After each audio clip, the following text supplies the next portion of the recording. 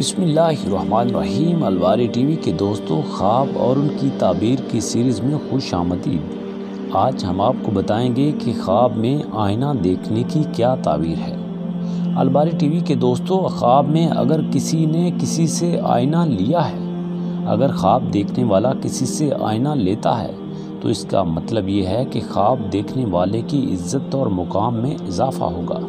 कितना ज़्यादा इजाफ़ा होगा? अलवारी टीवी के दोस्तों, ख्वाब में उसने जितना बड़ा आईना लिया है उसकी इज़्ज़त, मुकाम और मर्तबे में उतना ज़्यादा इजाफ़ा होगा, और अगर आईना उसने छोटा लिया है तो इसका मतलब ये है कि उसका इज़्ज़त, मुकाम और मर्तबा उतना थोड़ा बढ़ेगा। अलवारी टीवी के दोस्तों, अगर ख्वाब में कोई आईना किसी को देता है तो इसकी ताबीर ये है कि आईना देने वाला अपना माल किसी और को पेश करेगा।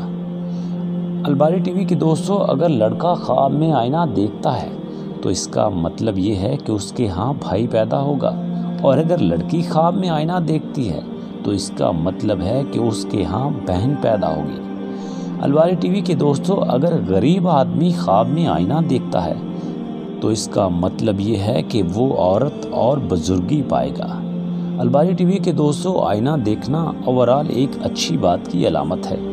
अल्लाह ताला मेरी और आपकी हिफाजत फरमाए। आमीन सुम्मा आमीन।